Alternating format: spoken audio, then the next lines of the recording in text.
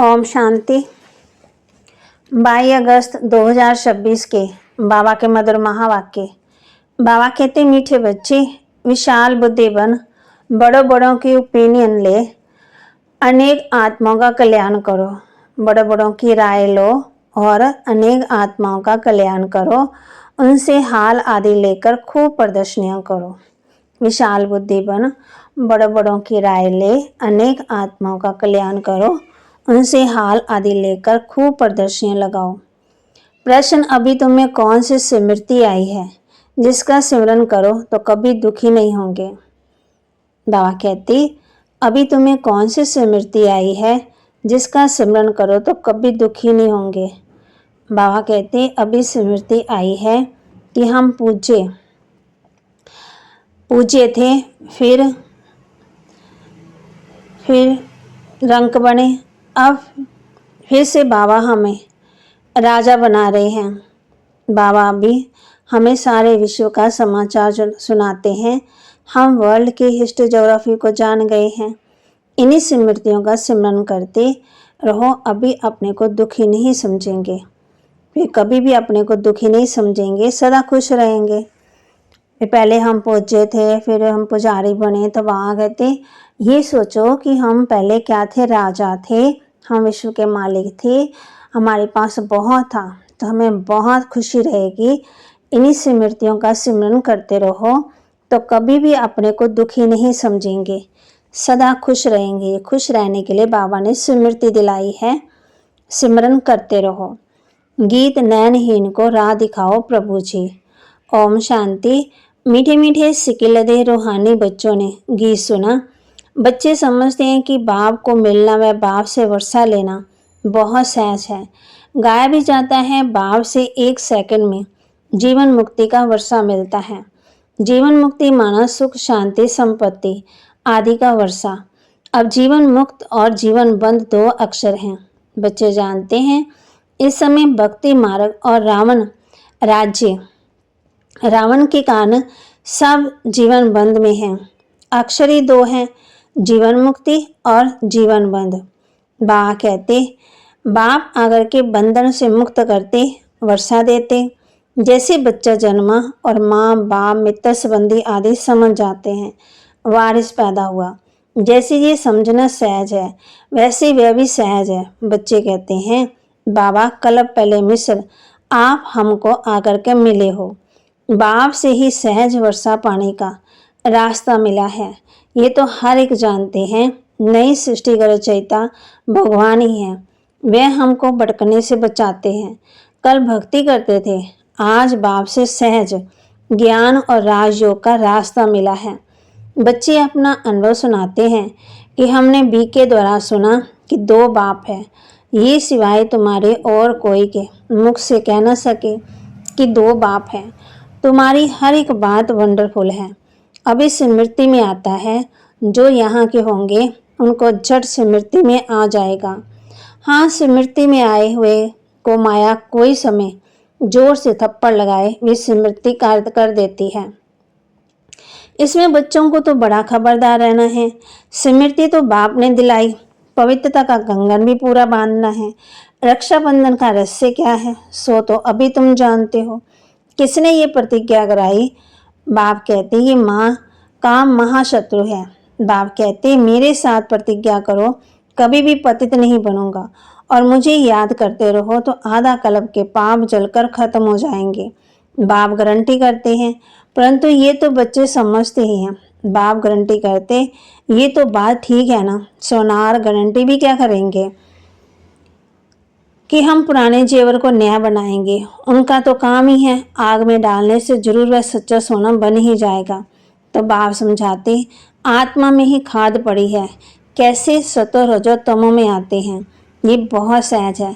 चित्र भी इसलिए बनाए हैं कि इस पर सहज समझा सकें। यूनिवर्सिटी, कॉलेज आदि में भी नक्शे आदि है ना, अनेक प्रकार के। तुम्हारे में ये नक्शे हैं, तुम अच्छी रीति किसी को समझा सकते हो। ज्ञान सागर पतित पावन बाप ही आकर ये रास्ता बताते हैं, और कोई पतित को पावन बना ना सके।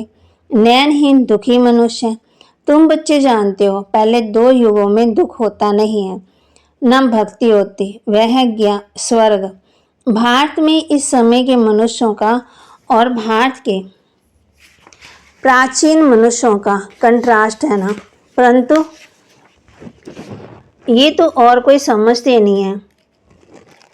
कितनी पूजा चलती, जितना जितना जो शाहूकार होते उतना देवताओं को अच्छे जेवर पहनाते हैं।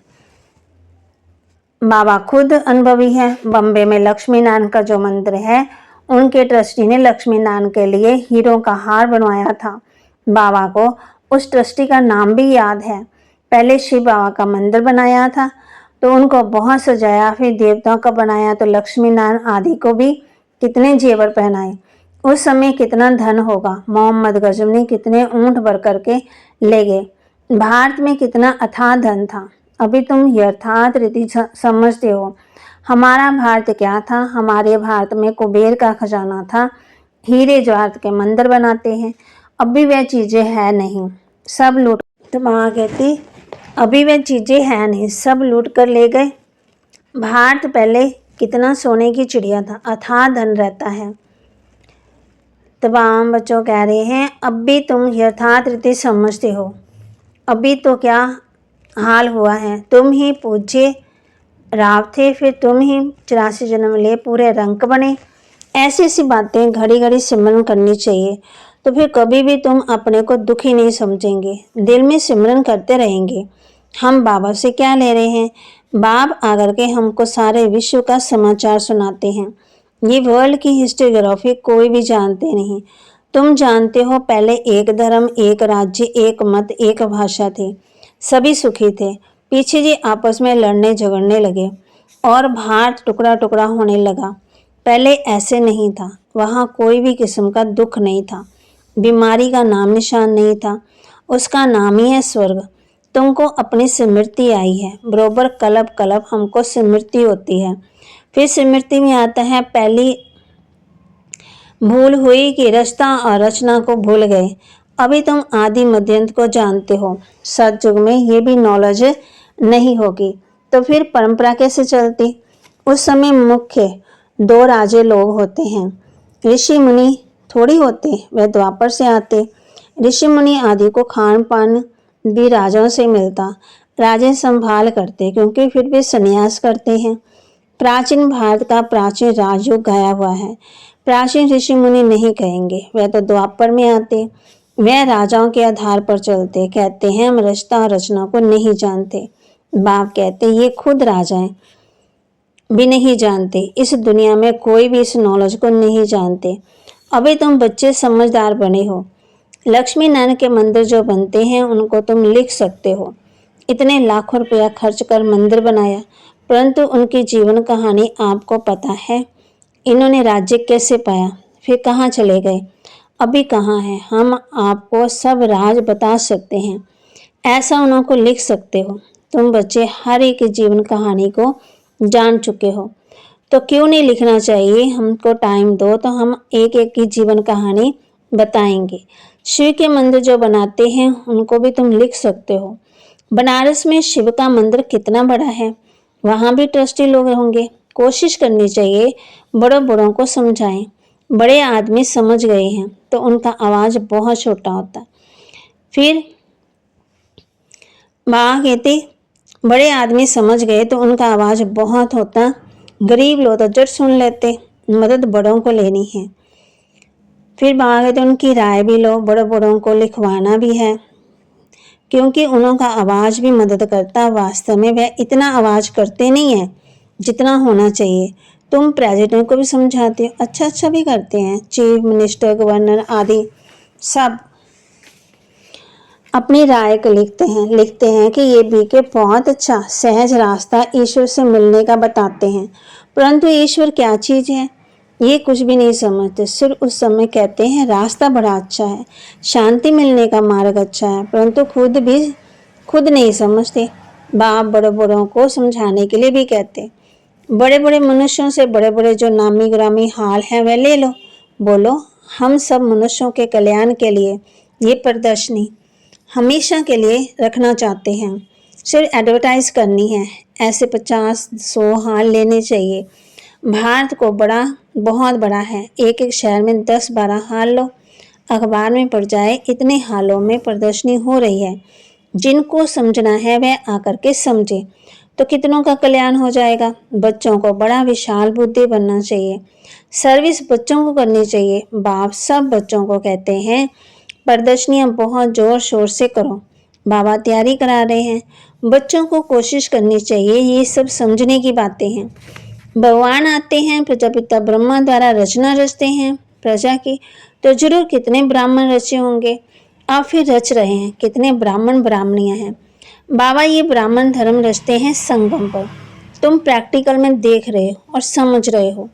ये बातें कोई शास्त्रों में नहीं है, तुम बच्चे समझते हो। बाबा आते ही हैं तब हैं जब पति दुनिया को पावन बनना होता है, ये भी जानते हो। परमपिता परमात्मा ब्रह्मा द्वारा रचना रचते हैं, परंतु कब रचते हैं ये नहीं समझते। वह समझते हैं कोई नई रचना रचते होंगे। ब्रह्मा को तो सूक्ष्म वतन में समझते। अभी तुम समझते हो प्रजापिता ब्रह्मा तो यहाँ है, तुम सूक्ष्म वतन में जाते हो, पवित्र बनो, फिर फरिश्ते बन जाते हो। शास्त्रकार करते हैं, बच्चे आकर सुनाते हैं, वहाँ मूवी चलती है, वह है मूवी वर्ल्ड। तुमने मूवी बाइस्कोप भी देखा था। अभी प्रैक्टिकल में सब बातों को तुम जान चुके हो। मूल वतन में है साइलेंस वर्ड, वहाँ आत्मा रहती। सूक्ष्म वतन में सूक्ष्म शरीर भी है, जरूर कुछ भाषा भी होगी।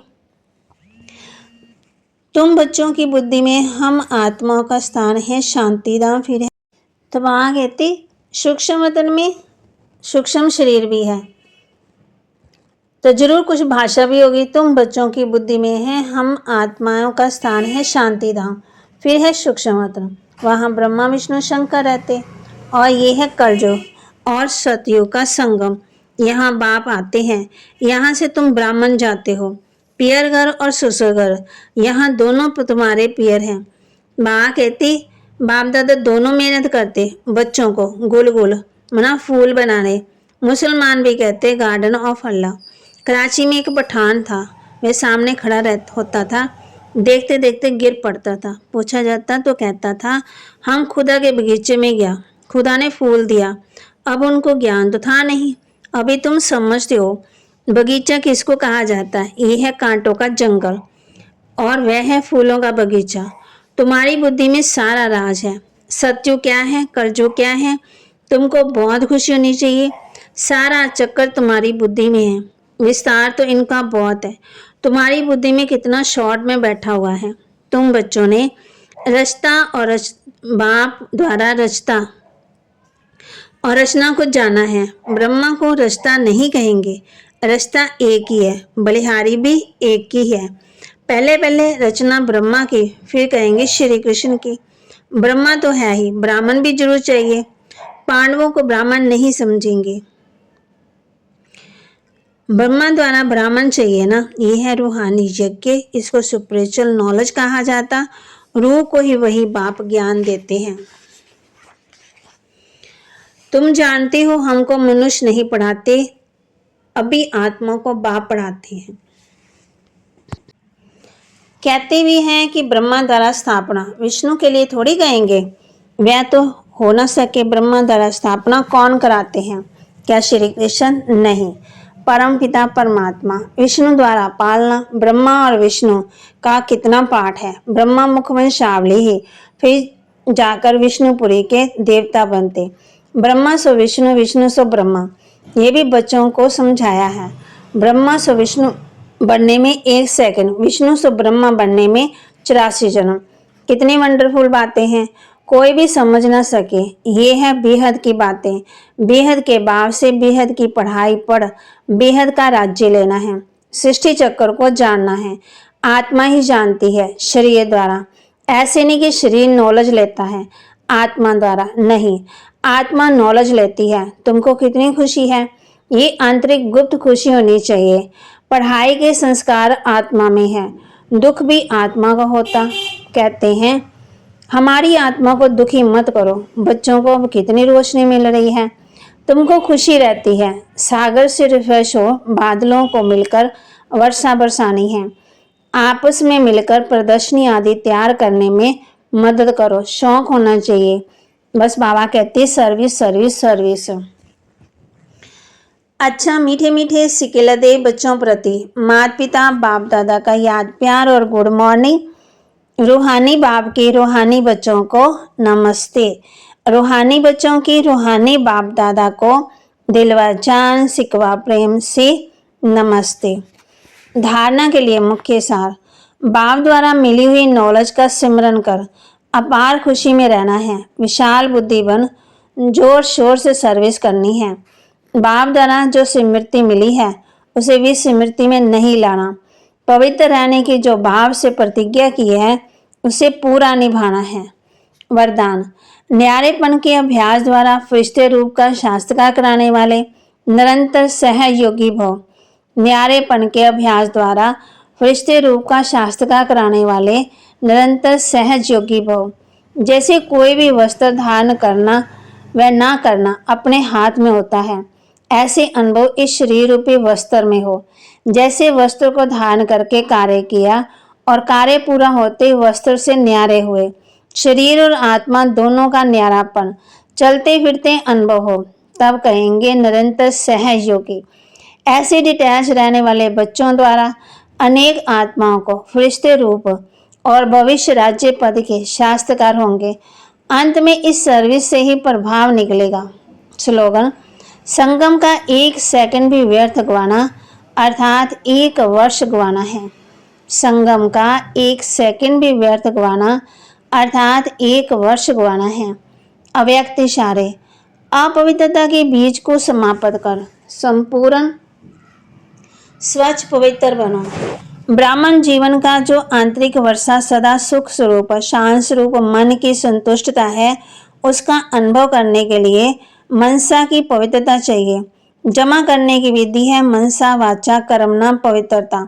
फाउंडेशन पवित्रता है। सेवा में सफलता का आधार भी पवित्रता है। संकल्प या बोल और कोई भी भाव मिक्स नहीं हो।